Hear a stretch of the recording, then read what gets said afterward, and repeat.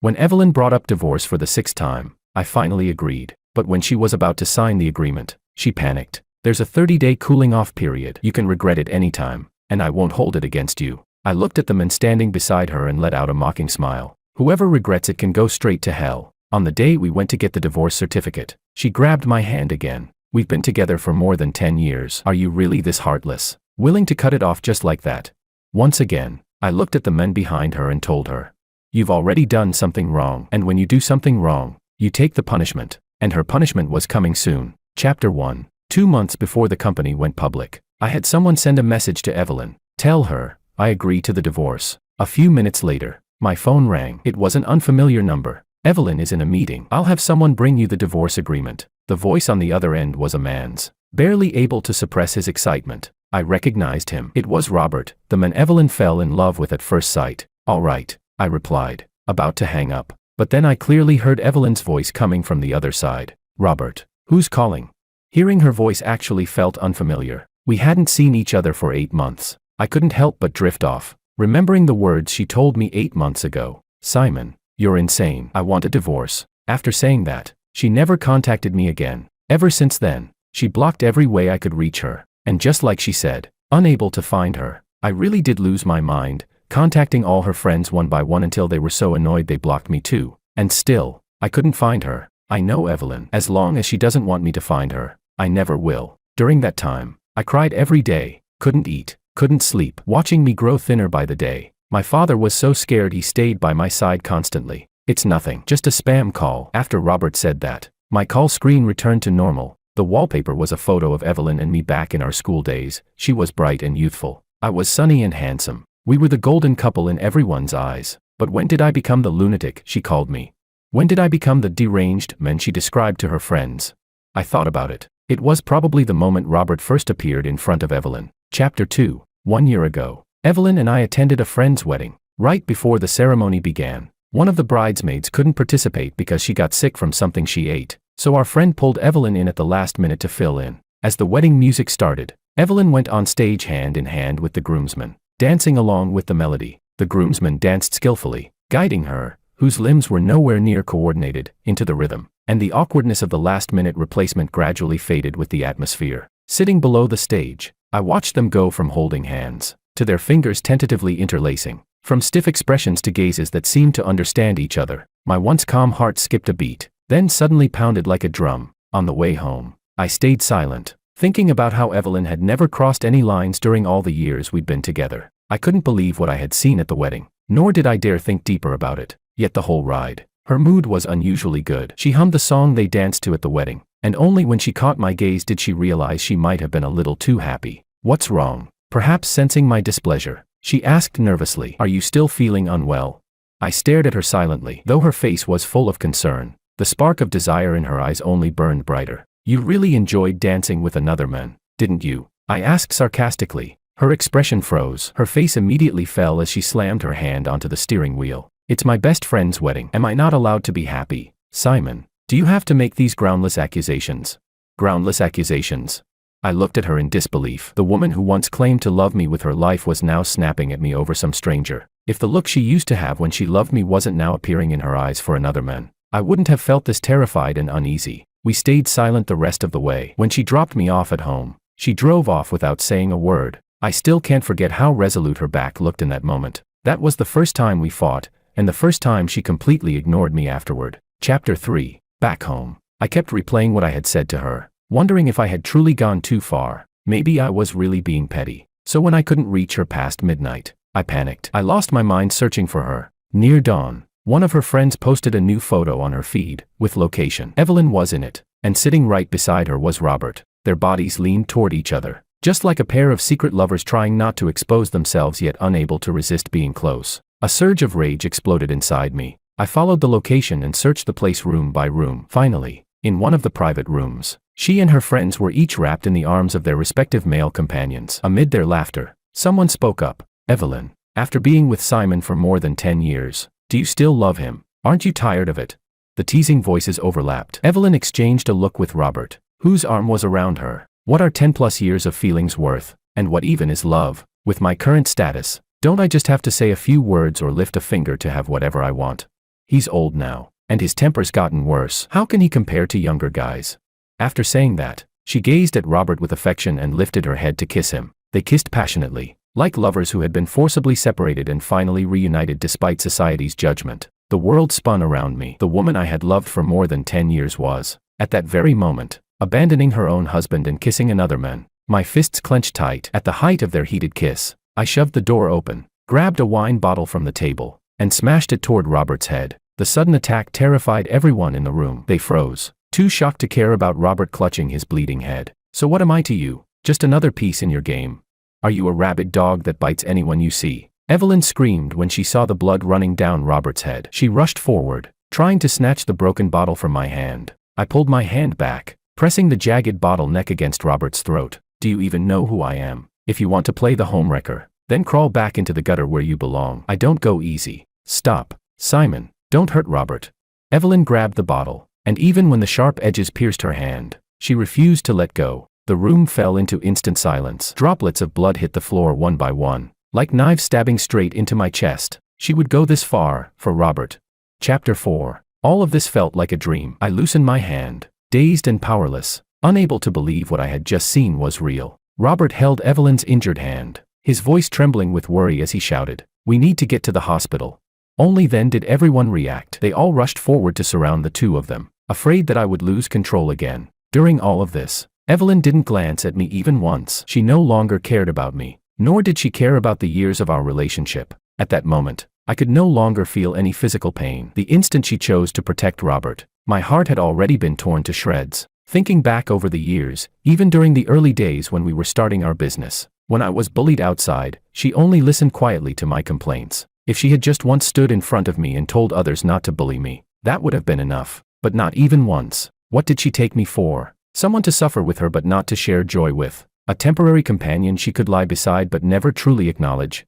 She must not have a heart. Otherwise, after all these years, even if she didn't love me anymore, just for the sake of our shared history, she wouldn't have thrown me aside like this. That night, I collapsed on the ground, clutching my injured waist in agony. When she learned that my old injury had relapsed, she didn't feel even a shred of guilt. Standing by the hospital bed, she spoke lightly. "I told you long ago, if your back wasn't healed, stop trying to act tough. No one forced you to save me. I really don't know why you insist on pretending to be some tough guy in front of others." She was telling the truth. She didn't force me. It was voluntary, blocking the car for her. Everything was voluntary. But hearing her say something so heartless, I finally lost all rationality and lunged at her like a madman. My hands clamped viciously around her neck. She struggled fiercely and pushed me away. Standing over me by the hospital bed, she glared down and spat out her demand for a divorce. "Simon, you're a lunatic. I'm divorcing you." I froze. My eyes instantly reddened. She actually wanted to leave me. So it's true, love appears in an instant, and disappears in an instant. Chapter 5. A knock on the door pulled me back to reality. It was someone Evelyn had sent to deliver the divorce agreement. I skimmed through it quickly. Aside from all existing properties being allocated to me, nothing else was mentioned regarding asset division. She did own several properties, and on the surface this seemed favorable to me, but compared to the shares she was about to have once the company went public, it was practically the same as being left with nothing. The company grew because of our joint efforts. It was only after my injury that I handed full control over to Evelyn, and now she wanted to kick me out so quickly. I couldn't believe how eager she was to burn the bridge after crossing it. I gathered our household registration booklets, our marriage certificate, and the divorce agreement, then went straight to the company to find Evelyn. I hadn't been to the company in a year, and all the employees had been replaced. When I walked in, the receptionist called 2 security guards to block me at the entrance. "I'm here to see Evelyn. Call her out." "Sorry, sir. Our boss is currently having lunch with her husband." The receptionist lifted her chin, and from her tone and the way she looked at me, it was as if I were some homewrecker causing a scene. Having lunch with her husband? I laughed coldly. So Evelyn was openly introducing Robert to the company as her husband. She was in such a rush. Did she forget that she still had a legal marriage with me? One that was still very much in effect. "Call Evelyn. Tell her Simon is looking for her." Hearing the firmness in my voice, the receptionist and security guards exchanged looks before the receptionist took her phone and stepped aside to make the call. A while later, Evelyn returned, with the tall and upright Robert following behind her. He placed a protective arm around Evelyn's shoulders, looking as if he were shielding a delicate treasure. The moment Evelyn saw me, her steps faltered. She subtly shrugged off Robert's arm and walked toward me. "What is it?" I handed her the divorce agreement. "I don't agree with the asset division written here." Chapter 6. What asset division? She frowned and questioned me. I froze for a second, then opened the page on the divorce agreement where the asset division was written and handed it to her again. You didn't even mention the company shares. Evelyn took it in surprise. After reading it over, she turned her head toward Robert behind her. She didn't speak, but the atmosphere was deathly silent. At that moment, it was obvious whose idea the original divorce agreement had been. Lowering his head, realizing he couldn't hide anymore, Robert tightened his grip on Evelyn's wrist and spoke hoarsely. You said he used the kid to tie you down. Now that he's willing to sign the divorce agreement, I thought we should cut things clean quickly so nothing unexpected happens. Evelyn fell for it instantly. Just moments ago, she had looked sharp and cold, but now her fingertips brushed over the back of his hand as her voice suddenly softened. Silly thing, why are you crying? For a moment I felt disoriented, as if I had returned to our school days, when we were secretly dating and got caught by the discipline director, our names broadcast across the whole school. I had been hiding in the equipment room, crying in the corner, and she kicked open the door, brushed her fingers over the back of my hand the same way, and stuffed tissues into my palm. Why are you crying?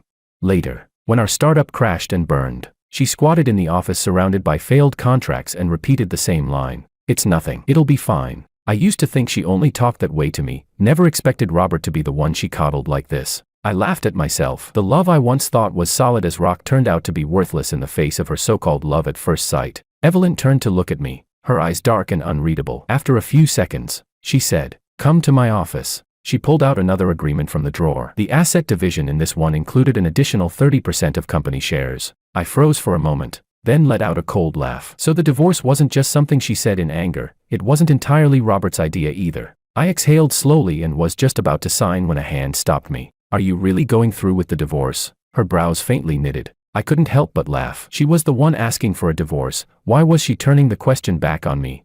Since the moment you met Robert, you've had someone bring up divorce to me 6 times. She froze and said, impossible. Chapter 7. Evelyn paused, her lips moving slightly before she finally spoke. Simon, life is meant to be lived, not counted. I didn't even know I asked 6 times, yet you remember so clearly. I was speechless. Every time she brought it up, it was like a knife stabbing into me. Each time nearly took half my life. How could I possibly forget?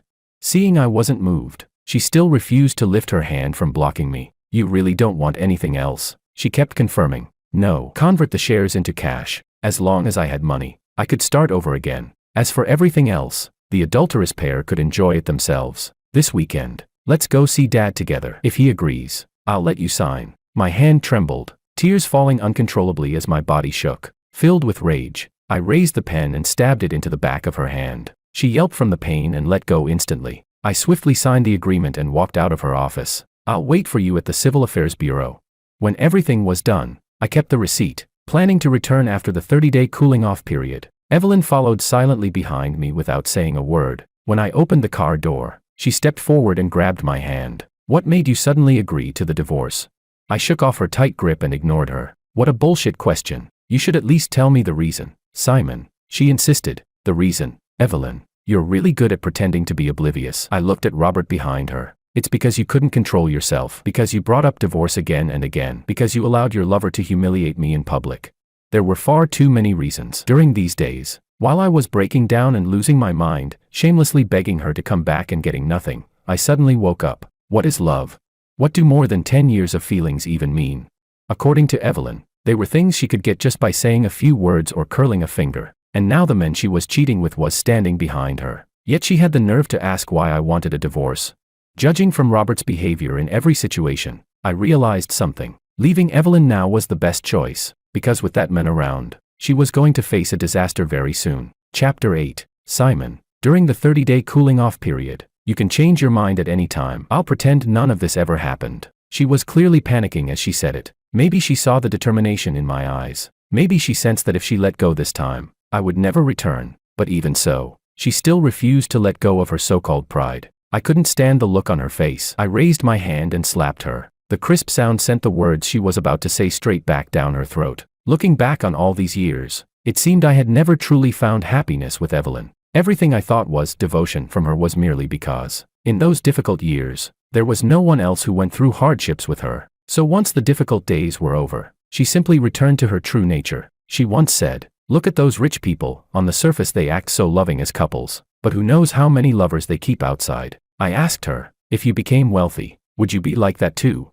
She was stunned for a moment, then burrowed into my arms and said, "How could I? I'll always love you." I trusted her too much. I actually believed she was different from others, believed she would always love me. So much that I ignored the guilt and hesitation that flashed through her eyes when she said those words. I thought that after all our years together, sharing hardships and building everything from scratch, our bond would be stronger than anyone else's. Even after discovering she was with Robert, I still held onto a tiny shred of hope that she might return. I was wrong to trust her, wrong to trust every lie that came out of her mouth. These memories were too painful. I didn't want to fall into them again. All I wished for was to escape this swamp of a marriage as fast as possible. I had the ability. Why should I stay beside a woman who betrayed me for the rest of my life?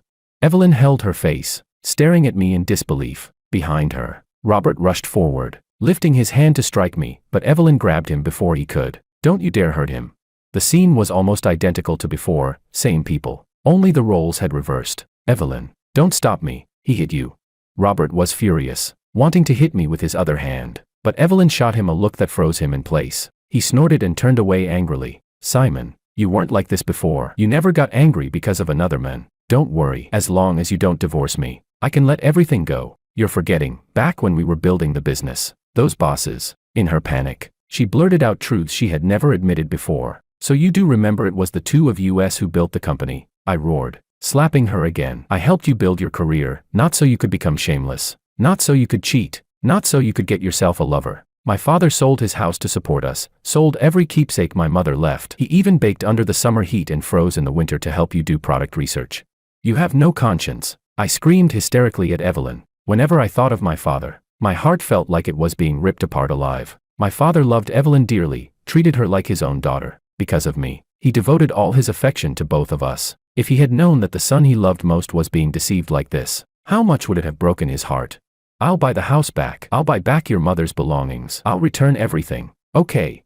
Evelyn clutched my hand tightly, refusing to let go. Her tone was somewhere between begging and a last desperate cry. "It's too late. Everything is too late." I took out my father's death certificate from my bag. Evelyn accepted it. When she saw what it was, her lips trembled, and a trace of red gathered in her eyes. "What happened? Dad was so healthy. How could he die?" I shut my eyes in pain, my mind filled with the scene from the day he passed away. Chapter 9. During that period, Evelyn's cold violence had pushed me to the brink of collapse. My psychological defenses had already crumbled. After failing to persuade me, my father prepared to go find Evelyn himself, but not long after he left, I received a call saying my dad had been in a car accident. When I rushed to the hospital in panic, all that was left on the bed was my father's body covered by a white sheet. Numbly, I lifted the sheet. His face was mangled beyond recognition. Bright red blood had soaked the sheet completely through. In my helpless panic, I called Evelyn countless times and sent countless messages, but everything sank into silence. In that moment, it felt like I suddenly woke up. She wasn't the perfect woman I once imagined. She was unreliable. I handled the funeral alone. After settling everything, I had someone deliver a message to her. My decision to divorce wasn't out of anger, nor because she had another man. It came from the realization after losing the person closest to me. But the cost was far too great. So great that for a moment, I almost wished to leave this world together with my father. The doctor told me my father didn't die immediately. He held on to say one last sentence to Evelyn. He hoped that the son he loved most could live a healthy and happy life. I no longer had the right to die. Carrying on my father's wish was the last comfort I could give him. "Do you know? My dad collapsed right at the entrance of your company." "Forget it." Saying more was pointless. She had no heart, she wouldn't care. I drove away, not giving her any chance to speak. In the rearview mirror, Evelyn's hands fell limp at her sides, her eyes empty and dazed. My phone buzzed. It was a message from her. "Where is Dad buried? I want to visit him." Seems like she removed me from her block list. I didn't reply. Instead, I added her to mine. My father wouldn't want to see her. After returning home, I packed all of Evelyn's belongings and sent them to the company. I contacted an agent to list the house for sale. That house was where we lived for more than 10 years. There were too many traces of Evelyn. I didn't want to stay there anymore. Chapter 10. I moved into my new home. It was the house I bought with the company's very first earnings. I thought that if I just endured quietly until the day we received the divorce certificate, everything between us would finally end. But 1 week before the final date, Robert suddenly showed up at my door. "You really made it hard for me to find you." The moment I opened the door, a bucket of foul-smelling water was dumped over my head. Before I could react, 2 men pushed me back inside the apartment. "So you're the one who meddled in my brother's relationship?" I stumbled from the shove, my back slamming against the shoe cabinet. The physical pain wasn't nearly as frightening as the two burly men glaring at me. Even though I was the one being cheated on, I knew explaining was useless now. Quietly, I reached into my pocket, relying only on instinct, and dialed that number. Tomorrow. Don't get any funny ideas. Don't let Evelyn hesitate for even a second. Got it? Robert slapped me hard across the face. A burning sting spread through my cheek immediately. I glared at him sideways, and strangely, it made me feel a hint of satisfaction. Seeing I wouldn't speak, Robert grew bored. He signaled to the two men and slipped out the door. The moment the door shut, the two men trapped me against the shoe cabinet, and in their eyes, toward me, appeared unmistakable lust. Shit, they were both gay. I understood instantly what Robert intended. Panic surged through me, and all I could do was silently pray that the call I had made would bring help soon enough. You look pretty handsome. Let's have some fun. Just as the words fell, the door was kicked open, and the man in front of me was knocked away with a single brutal kick. Chapter 11. Simon. Jenny rushed toward me, drenched in sweat, with several people following behind her. I gave her a faint smile to show I was fine. I had gambled correctly. Not long after I bought this place, she bought an apartment in the building right next door. Since today wasn't a work day, she would definitely be home. Seeing this scene, the two burly men grew nervous. They backed out of my apartment only to realize Robert had already disappeared. As the sound of police sirens grew closer, the tightness in my chest finally loosened. What happened? Who are these people? Jenny helped me up, asking anxiously. They're the people your sister's lover sent. I didn't hide anything and told her everything I had kept from her before. Jenny went from shock to gradual acceptance. After all, she probably knew better than anyone what kind of person her own sister was. I was taken to the hospital, and Evelyn rushed over after being notified. Seeing Jenny taking care of me, she stormed forward and slapped Jenny across the face. Jenny refused to back down. The two of them started fighting right there in the hospital room. I lay on the bed quietly watching them. They were biological sisters, but their relationship had never been good. It wasn't until a nurse arrived with security guards that they were finally pulled apart. Let me tell you, if I hadn't arrived in time today, you'd be facing another criminal charge. Jenny wiped the blood from the corner of her mouth and glared at Evelyn. Their relationship hadn't always been bad, it only started deteriorating after Evelyn and I began dating. Still, Jenny had treated me fairly well. She helped me a lot during the early days of the startup. I had asked Evelyn why she and Jenny had drifted apart,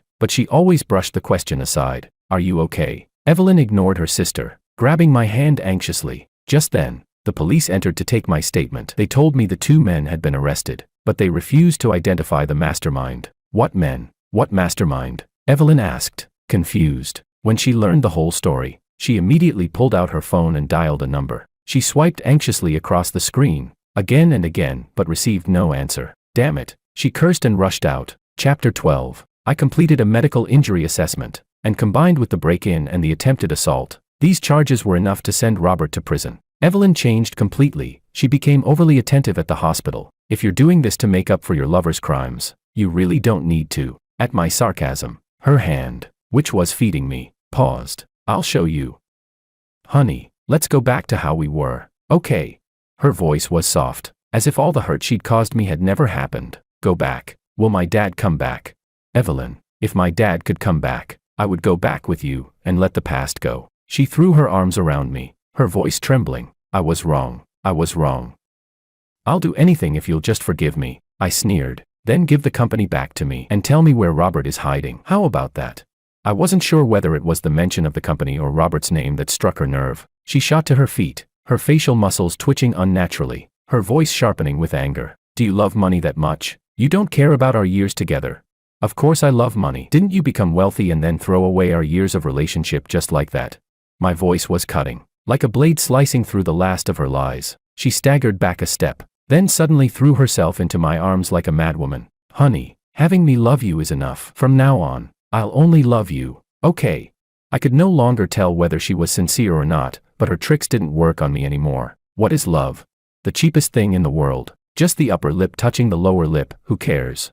Forget it. Keep that cheap love for yourself. Whether it's the company or Robert, you won't be able to protect either of them. I pushed her away, curling my lips into a solemn smile. I wanted her to understand. When you do something wrong, you take the punishment, and her punishment was about to begin. Chapter 13. Actually, on the second day after our first visit to the Civil Affairs Bureau, I contacted the employees Evelyn had kicked out. These were the very first people who built the company with me from the ground up. After my injury, Evelyn used all kinds of excuses to force them out. Once I reached them, They all said they were willing to work with me again. At the same time, one employee revealed a piece of information. It was Robert's idea to get rid of them. And now most of the company's staff were Robert's relatives and old classmates. I was stunned. I had always thought Evelyn and Robert's love at first sight happened at that wedding. Turns out they had already been secretly involved long before that. No wonder at the wedding they seemed suddenly familiar, suddenly interlocking fingers so naturally. And no wonder when I went to the company, the employees only acknowledged Robert as her husband. So everything was orchestrated by the two of them. I clenched my fists. After the moment of helplessness passed, I could only laugh at myself. But none of this changed the fact that I intended to take revenge. After being discharged from the hospital, I rebuilt the company, collected evidence, and on the day we finalized the divorce certificate, I prepared a grand gift for Evelyn. Just as the official seal was stamped, her phone rang. After answering, she looked at me with blame and fury. Did you report it? Evelyn grabbed my collar angrily. I didn't answer. I simply looked at her with a meaningful gaze. Since Robert's people had infiltrated the company, he would inevitably have had contact with the company's finances. Originally, the finance team was hired with a high salary by me, and Robert had driven them out too. Evelyn never handled this part of the company, so as long as I made a phone call to the tax bureau, whether there were problems or not, that was no longer my concern. My shares had already been cashed out for me. Even if the finances were clean, news like this would affect the company's listing. She lost all strength and let go of my collar, mumbling, "We built this company together. You're really ruthless. But you handed the company I worked so hard to build straight to Robert." I turned my head toward her. She froze, her eyes confused. "Robert has already been arrested. As for the company, just wait for the investigation results." Holding my divorce certificate, I walked away without looking back. Chapter 14. My work at the company progressed smoothly. Compared to the hardships of starting a business more than 10 years ago, everything now was practically effortless. Everything was slowly falling back into place. Evelyn's company was investigated for tax issues, and the plan to go public fell apart. Robert's family background was decent, and his parents came to me multiple times hoping for reconciliation. With both sides' lawyers present, we met once. He sat there nervously, all the former confidence gone. When he saw me, his eyes brightened with hope. "Simon, I was wrong. I'm willing to pay you however much you want, just please sign the letter of forgiveness. Those two were my cousins. I lied to them. If I go to prison because of this, my family won't survive. Please, I'm begging you." Like someone grabbing at a lifeline, he dropped to his knees trembling uncontrollably. "You really think I need your money, or that I'm easy to talk to? Where was all this humility when you were encouraging them to hurt me?